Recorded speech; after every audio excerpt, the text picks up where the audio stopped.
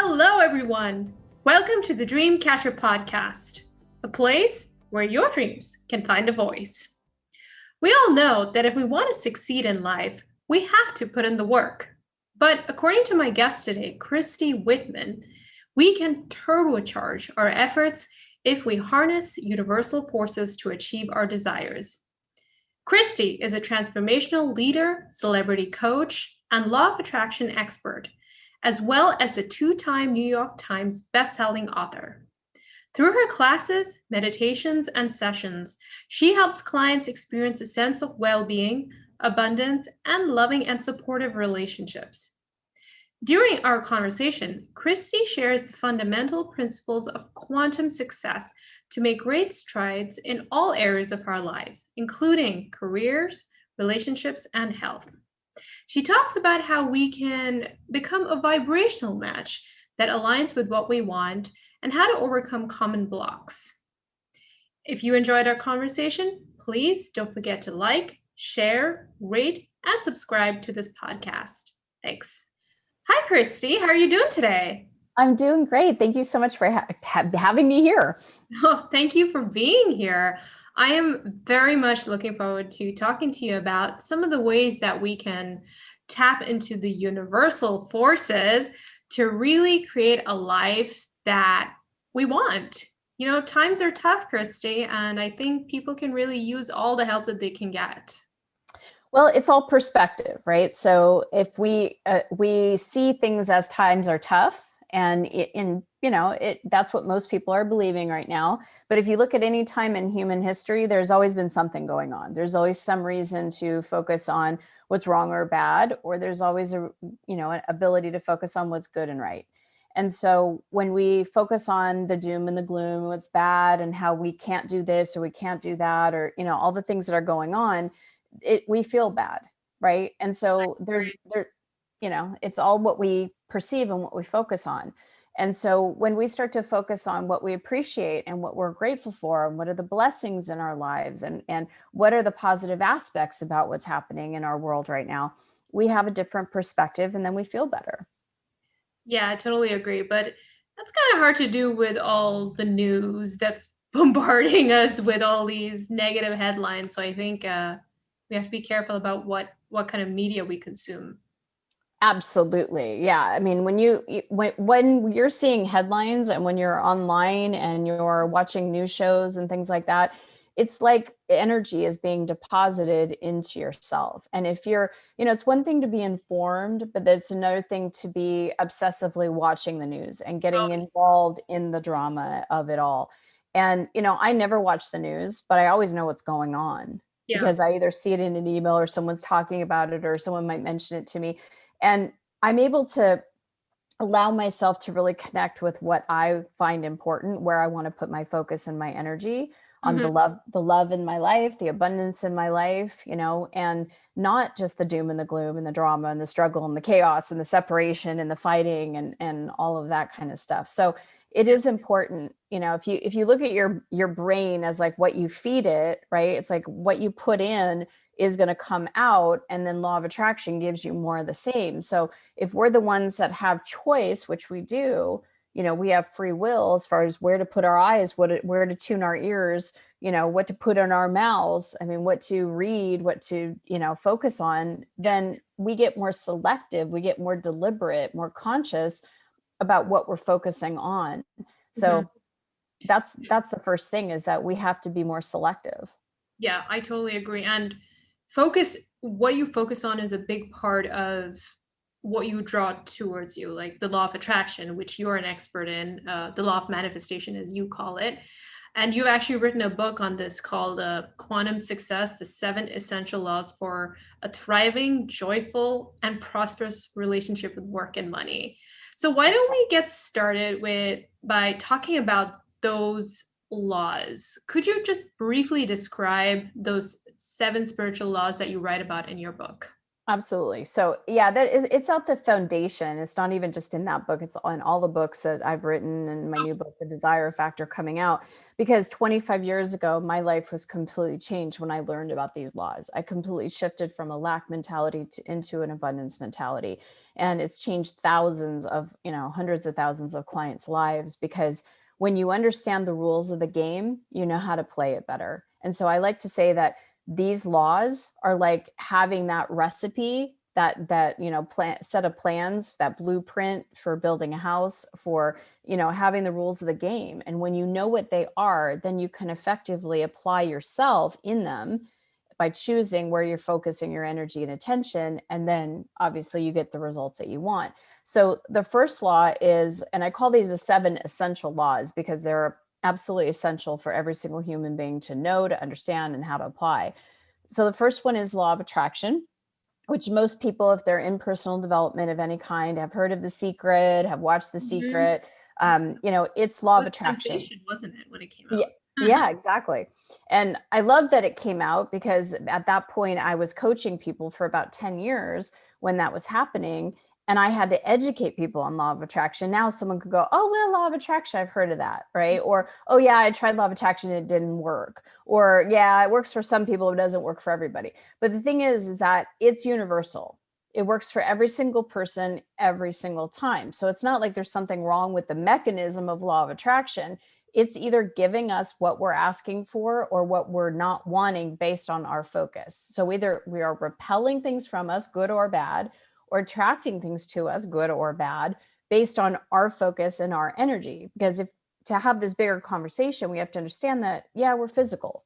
We know that, right? We could touch ourselves. We see, hear, smell, taste, touch. We're physical, but we're also energy. And most of us is energy. What I write about in Quantum Success is that everything that you've known yourself to be, no matter what age you are, all of your life experiences, all the moments, the days, the years that you've been here on this planet, that's only 4% of who you really are. The 96% is pure positive energy. And so when we understand that we're more energy than we are physical, and that we are always bringing in energy. We have 10 trillion cells. Like our minds can't even wrap our minds around what 10 trillion is, right? Yeah. It's like we are literally cells. We're molecules, we're atoms. And at the basis of all of that is energy. And what is energy? It's pure positivity. It's divine. And when we understand that all of those cells in our body have receptor sites, and they're always seeking to receive in energy, that when we are deliberate, and that's the second law, the law of deliberate creation, when we're deliberate with the type of energy, when it's our choosing, saying, I want to feel the energy of joy, and we feel that sense of all of our cells being filled with the energy of joy, now those cells are filled up, right? But if we just go about our day and our cells are looking for energy to suck in, and say we go to the grocery store and we see someone fighting with a kid, or we hear something on the news on our way to the grocery store, now we're bringing in energy and it's filling up those cells, but it's not necessarily the energy we want to hold. It's fear, it's doubt, it's worry, it's negativity, it's lack, it's limitation, it's drama, it's chaos. So law of attraction is responding to what we send out. We are energy receivers, we're energy containers, and we're energy transmitters. And what we're transmitting out is only 5 things. Words that we say have a frequency that goes out. Thoughts that we think have frequencies that go out, right? Perspectives that we hold, our beliefs, our emotions. If we're containing them and not processing them, we're still sending out vibrations, right? And then the actions that we take. So these are 5 ways that we are like an energy tower sending out signals all day, every day. That law of attraction is then bringing us the forms that match the energy, the people, the circumstances, situations, the experiences, all of that. So that's law of attraction. Second law is law of deliberate creation, where we go, okay, I'm energy. And even though this situation, perfect example, right? 2020, a whole entire world was in lockdown. Yeah. Right? There was a total tendency, every single person for the first time ever on the planet was going through the same experience. We all had a pandemic, right? But how every single person chose to experience that pandemic was individually unique. We all had the ability, we all got the news, everything was shut down. Now, what do you do with that? There's some people that had a propensity to panic. There's some people that were in deep fear. Some people were in anxiety. Some people were sad. They overstocked in toilet paper. freaking out in lack. Yeah, I still do not, I get it from an energy perspective, but yet I don't, because it's coming from lack. So it's a hoarding kind of thing. But the virus didn't do anything to diarrhea or pooping or anything like that. So I was like, what's the toilet? What do I get the toilet paper thing? It felt But like the end of the world. Like honestly, like that first week, there was nothing in the grocery store aisles. It was like there was no water like the first weekend. So yeah. And seeing something like that, right? I went into the grocery store feeling like I'm going to have everything I need. And seeing the shelves, like no pasta, there was no soups, right? There'd be a tendency to go, oh my God. yeah, Right. But I was like, okay, sure. we'll pick something else, right? Ooh, fresh fruits and vegetables. Look at that, right? Plenty of food. But the mind wants to take us to, oh my God, there's not enough. And then we buy into that scarcity energy of there's not enough. And then we have the tendency to panic unless we're choosing deliberately, that's the law of deliberate creation, to be deliberately choosing and to be in the vibration of abundance, that all is okay, all is good, right? This too shall pass. And then you're giving out, no matter what's happening in the world, you're giving out the vibration that all is well, that I'm in abundance, regardless of how other people are spinning and spraying, right? And the third law is the law of allowing. Okay, my neighbor can freak out, and I don't have to go save her. I don't have to go make things better for her. She can freak out, but I know that all things are well, that all things are going to turn out, that, I'm going to look for the positive aspects. My kids are home with me now, right? It's like, not now, but then it was like my kids were back. They didn't go to soccer. Everything slowed down. There was no driving them to friends' house, no driving them to school, no driving them to soccer. It was like it slowed down and we were together as a family all the time. I loved it, right? I was grateful that I had a dog, that we could walk around this beautiful neighborhood, that we had great weather. I was literally in the place of appreciating the slowdown, right? And there's always something that you can freak out over, but there's always something you can be grateful for. And when we're in a freak out, when we're in a place of judging, condemning, any of that lack, we are not in an allowing place. We are in a constricted place. And our energy gets constricted and we cannot create. When we're in allowing place, we're in the flowing place, then energy can flow through us. So if you're in a place of allowing because you feel expanded. If you feel constricted, you're not allowing, right? So the fourth law is the law of sufficiency and abundance, which is my favorite law, which if you're going to learn and master a law, it's not law of attraction, because law of attraction is just a boomerang. It's like a mirror giving you, it's what we do. When you understand about the law of sufficiency and abundance, on one spectrum of the, one side of the spectrum, you've got lack and limitation. When you are feeling bad, you're in lack. There's just no other way of saying it. Lack always feels bad. Scarcity, separation, drama, chaos, it feels bad because it's not who we are. On the other side of the spectrum is abundance, appreciation, gratitude. It always feels good. So you can see on any given subject, whether it's money, for example, you can go, oh, I feel bad about money. I'm vibrating in lack as it relates to money.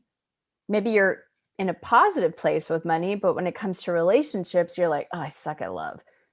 You feel bad, right? So any given subject, we have this spectrum from either lack to abundance. Yeah. And in the middle is a tipping point from lack to abundance. That is satisfaction. If we could find just the positive aspects, the satisfaction, the contentment in the moment while getting excited for something else, now we're in a great manifestation process. What if things are truly not working out in your life? Like, what if you really, you've, for example, like say you've dated a couple of guys and you're not able to find someone who's right for you, or you've applied for, say, 50 jobs, did a few interviews, and you still didn't get anything. how do you stay in a place of positivity and allowing when you're not seeing any evidence of progress or abundance? That's kind of hard to do. I think that's where people find it difficult to stay in that high vibrational state. Well, I will tell you this, if they are not finding a job and they've applied to 50 places and they're constantly breaking up with boyfriends and they're doing all these things, they might think they're in a good vibrational place, but they're not. Okay. Because if you're in lack, you're going to attract lack. If you're honestly in a really good vibrational place, then you're going to have things that manifest for you. You're going to have doors that open. And so this was a big one for me to get many years. I've been practicing this for 25 years, right? And there were times where I would bump up against a wall and go, why is this happening? Right. Yeah. Right. And it's like, well, law of attraction not working, or it's not, why is it not working right? Or, what am I doing wrong? Maybe there's something wrong with me. But it's getting out of that judgment and just being curious. Okay, if my outer forms are created based on my inner reality, and my inner reality is what I can control or navigate, then what do I need to do to shift? What are my thoughts about this? Because I work with people all the time and people say, listen, I have been focused on meeting Mr. Right, and I could visualize him and I could see us having a great time together. And I see, the whole thing and I feel it and all that. Where is he?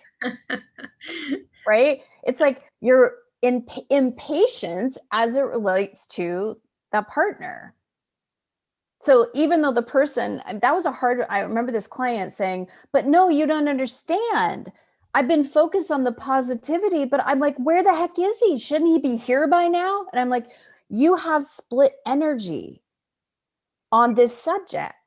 So like someone that's trying to find a job, they may be like, okay, I'm hopeful. I'm going to go and apply again. Why is this not happening? What's wrong with me? It's like having a car, like a fast moving car with the handbrake on. You've got split energy. It's like having a hose that you're trying to, water a beautiful garden, but you got holes going in the other direction and the water's not getting to the flower. Good metaphor. Yeah.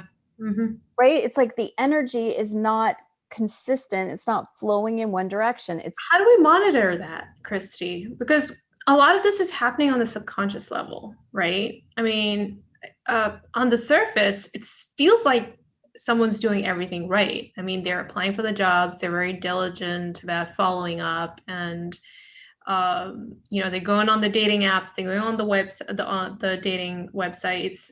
On the surface, it seems like you're doing everything right, but all of this happens at a deeper level. So how do you monitor that? How do you know when you're actually sabotaging yourself? Well, that's good question, because what you're describing is that, like, I have my new book, The Desire Factor, right? And there's 7 steps to creating a desire. 6 of them are inner work. The 7th one is the doing things right? The 7th thing, which is the last step you take, which is action, is literally applying for the jobs, getting on the dating app. 99.9% of the manifestation is all energy before you actually take the action. And if the focus is off, if the alignment is off, if you're attached, like it has to happen, where is he, right? If you have that kind of constricted energy, if you're in the place of more awareness of you don't have it, and that you need it and you want it and you have to have it, that's coming from lack, instead of really feeling the fulfillment of having it and loving it, right? I mean, these are things that you have to do energetically before you take the action. Most people are conditioned, take action and feel good later. If I get this job, if I finally meet that person, then I'm gonna feel. Well, it doesn't work that way. We accomplish something, we go, that didn't do it, right? Or it takes a really long time to get it, or there's a lot of action and struggle to get there, and then you're like, I thought if I made that kind of money, then I'd be happy, then I'd feel successful, then I'd feel secure. I don't feel that way. it's a very outside in, let me go get in order to feel, instead of an inside out approach. So I always say, when someone is feeling like they're struggling and they're having a hard time, ask yourself, what do you want? And I cannot tell you how many times I'll say to a client, all right, well, what is it that you do want? Well, I don't want to gain weight. No, I didn't ask you what you don't want. I want to know what you do want. Yeah. Well, I just don't want to, I don't want to continue to be in pain. That's not what I asked you. What do you want? Most people are so focused, they don't even realize that the mindset is focused on what they don't want, what they're afraid of happening, their worst fears, catastrophic type of thinking, Yeah. right? And you literally working with people, it's like having to shift them back because they keep diverting to, well, I want my marriage to improve. Okay, great. Why do you want your marriage to improve? Because I don't want to get a divorce. Well, you just went back to what you didn't want. Yeah. So the intention should be positive and aligned with what they do want to manifest. Yes. And that's a lot of times what people don't realize is they don't have that level of awareness. They think that they're asking for what they do want, but they're actually more focused on what they don't want. Right? I want this job so that I don't go into debt. I want this job so I don't get kicked out of my apartment. I want this job so that you got to focus on, I want this job so I feel the free flowing amount of money. I want this job so I feel that security. I want this job so I have more money to, do things that I want to do. Really feel it, right? Really feel those emotions as you say it. Yes, because that's the third part. What do you want? Why do you want it? And then how do you ultimately want to feel? Why do you want to why do you want the job? Do you really want to just go do a job? No, I want to make money. Okay, well, why do you want the money? Because I want to feel secure. Ah, there you are. Now, because energy is available to you right now, that feeling of being secure, you could feel that right now without having the job. No, I can't. I have to go get the job and then I'll feel secure. It's inside out approach versus an outside in approach. Yeah, that makes a lot of sense. And one thing you mentioned, I read it somewhere in one of your articles, is that hard work, you believe that hard work is not the key to getting what you want. Could you explain why you believe that that's the case? Yeah, it's hard work alone. Oh, okay. 'Cause I was Yeah, like, yeah. nothing's gonna move unless you move. Oh, I agree. That's why the seventh principle is action. You got to take action. And when you take that action, you got to give it everything you got. You got to bring every part of your life force to that, right? It's like I'm not just phoning in this interview. I'm fully here. I'm not thinking about my kids or what my dog's doing, what my husband's doing, or all the other things. I am here. I am present. I'm giving full focus to this now moment. This is my action I'm taking in alignment with this, right? So the action, we're physical human beings. Absolutely. I am not saying meditate all day long and light candles and ohm yourself to death and do Because not I take. don't like that. I really don't. And this was my problem with The Secret. I almost felt like they were saying just dream and wish for stuff and you're going to get it, like somehow magically. I mean, I think that's how a lot of people perceived the message that The Secret was um, sending out there into the public. So I started getting really I was put off by that because I was said that's not right. You can't fool people. Like No, it's alignment and momentum. And we are physical human beings. But here's the difference. You can take a lot of action and work really, really hard. But if your alignment is on the negativity and the lack, like my dad, for example, he's 88. He retired when he was 86. wow, Hardest working person I've ever met. And I'm a hard worker, hardest working person. But one thing, he worked against himself. I believe in universal law. He believes in Murphy's law. Like if something's going to go wrong, it's going to go worse than it ever could. I mean, he always expected and literally looked out ahead of all the worst things that will happen and expected those things to happen. He was not in alignment with his desires. He was always focused on what he didn't want. And he had to work even harder. But someone that works that hard and then puts themselves in alignment of joyful expectancy, of being in the havingness of already having it, letting themselves be filled with the energy of the success of whatever it is he's accomplishing, it is like putting a turbo booster into your car. I did an experiment that I actually talked about in the desire factor of how, 20 years ago, maybe, I was working with energy, and I was a pharmaceutical rep, and I saw how putting energy work into what I was doing, literally, like, I was creating so much success. I was winning awards and, all these different, trophies and, accolades and bonuses and all this stuff. And I thought, gosh, this is really interesting because I'm taking the action, but I'm applying this energy stuff, right, into this. And I'm like, my success is blowing up. Is energy that much more important than action? So I did literally an experiment. I did not leave my house, or at least I left my house, but didn't go to see physicians and sell my medications at the time because I was a pharmaceutical rep. I literally meditated and saw the physicians writing my prescriptions and, kind of sprinkled fairy dust on them, and literally would meditate at home instead of going out into my territory. My numbers plummeted.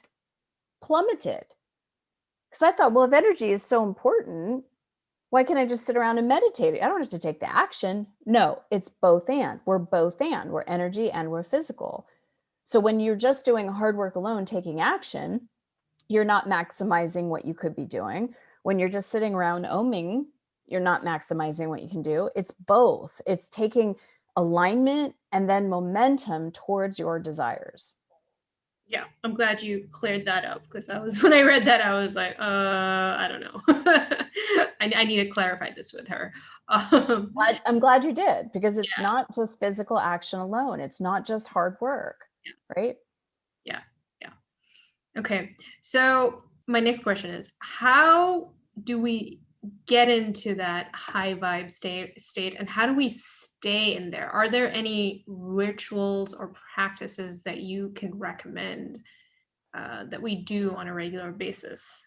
Many, actually. I have many, You- many, many, Yeah. many. The first one is meditation. So meditation could be a lot of different things to a lot of different people. The way I say about meditating is you're working with energy. So you close your eyes, you just calm your breath, you become present, and then you choose, because we're the chooser. When we ask, the energy is given. Light always responds to us. So just by sitting there and communing with your breath, which is your divine life partner, right? You wouldn't be here if you didn't have life. Life is breath. Breathing in and out, feeling your heartbeat, seeing that your life is with you, right? And your life partner is with you, your divine partner is with you. And that is your source. It's not only within you, it's all around you. And so your cells are wanting energy. You get to choose the energy you want to be filled up with. So, like I mentioned, joy, you could say, I want to be filled with the energy of joy, and just let yourself feel it as if you're standing under a waterfall of light being filled up with the ions of joy. And then you'll feel good. That's one practice. And it doesn't take hours upon hours to get into that Zen moment.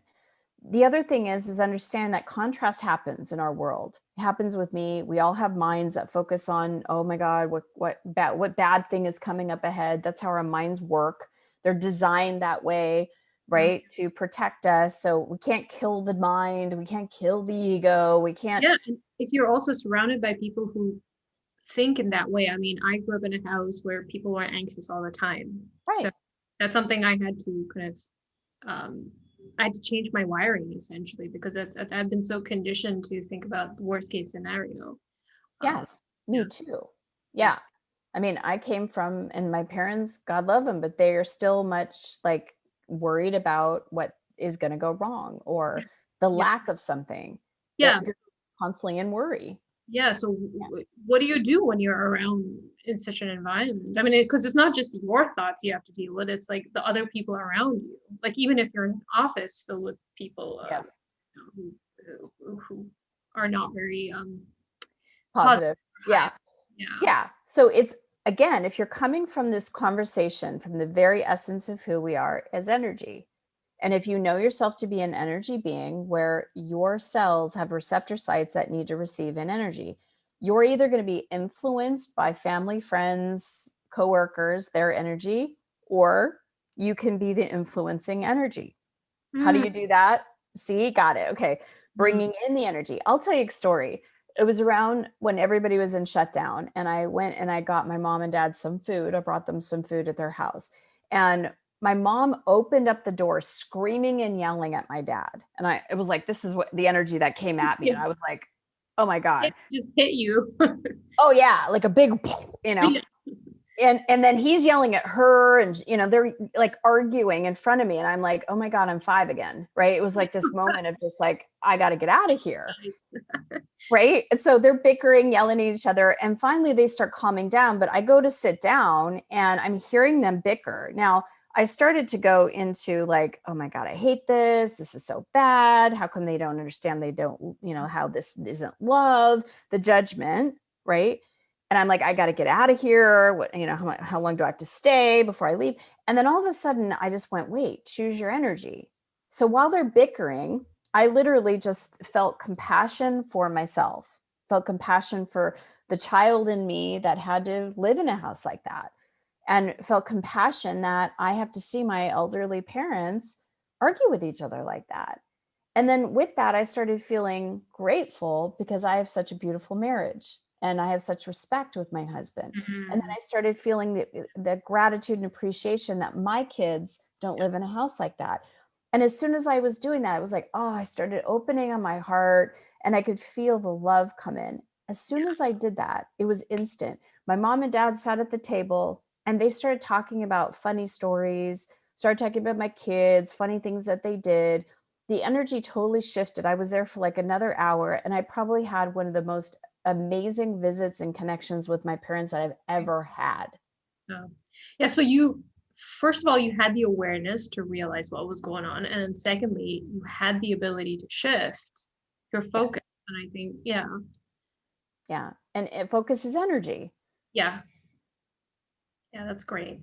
You were telling us about the ways we can stay in a high vibe state. You said the second one was to change your thoughts. Is there anything else that Well, you yeah, I mean, there's lots of different did all ways. of them?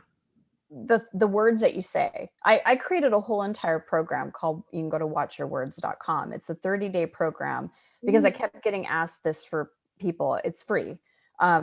It's a video program. It's anywhere from 2 to 4 minutes, depending on the day. But it gives you with a word or phrase that you absolutely want to eliminate from your vocabulary because it's based in lack, but everybody says it, why it's based in lack, and then what to say instead. Because our words start creation. When you think about what a thought is, it's a series of words, right? And a perspective is a thought that's thought over and over and over again until it gets solidified, right? Into a belief and expectancy that affects our emotions and affects the actions that we take. It all starts with our words. So words like, I'll give you an example. During the pandemic, I was hearing celebrities and athletes and neighbors say, oh, I miss going and get my hair cut. I miss getting a pedicure. I miss going to see my kids play soccer. I miss going to concerts. I miss playing, miss doing this. I miss going to dinner. That word miss is so mired in lack. And it just constricts us. It does not feel good. And the vibration that we're giving out is lack. But when you switch the phrase, instead say, I look forward to. So for example, during the pandemic, all the restaurants here in Scottsdale were totally closed down. Nobody's going anywhere. It was, and I heard myself saying, God, I really want to go out to dinner with my husband. And my mind wanted to go to, I miss it. And I went, I look forward to it. And I was like, I really look forward to going on a date with my husband. And then it became, hey, hun, when we get to go on a date and when the restaurants open up, because they will, where do you want to go? And then we started talking about the different restaurants. It's like, wow, like that one restaurant that we haven't been able to go to, or be able to, ever have dinner. What restaurant would we want to go of our choosing? And then it became like, do we want to go alone or do we want to go with a couple friend? And who would we choose? It became this big creation thing. And then, of course, I'm like, oh, what would I wear? What shoes am I going to match with that? It became like this fun thing instead of, I can't do anything. I miss it. It's a very different energy. And even just thinking about where I would go for dinner, I got excited, which opens up your energy field for money, for more relationships, for everything to come in.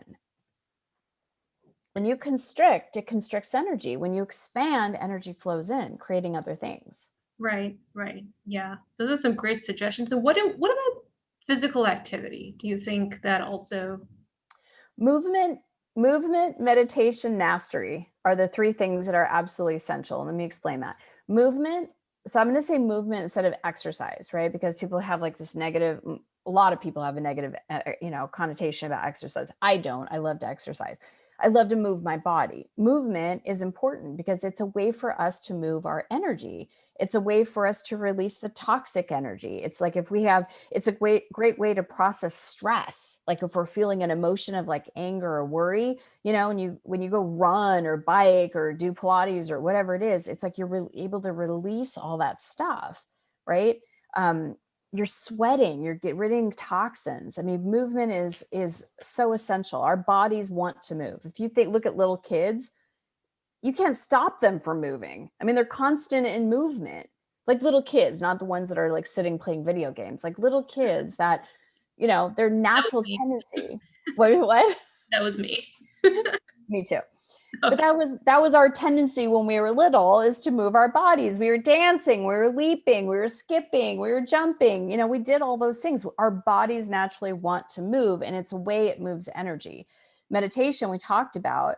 And then mastery is energy mastery, is understanding that we are energy and that we are the ones that have influence over our energy. So we can either be influenced by other people, or we can bring a beautiful energy to whatever situation. So before you walk into the grocery store, filling yourself up, opening up your heart, feeling grateful for your life, you walk into the grocery store, you're going to be the influence of positive energy instead of you being influenced by someone that's maybe in worry or fear. That's great. How do we keep that in mind all the time? Because sometimes it's easy to slip into, you know, Practice. yeah, practice. Like it's a muscle, I'm guessing. It's like a muscle. Yeah.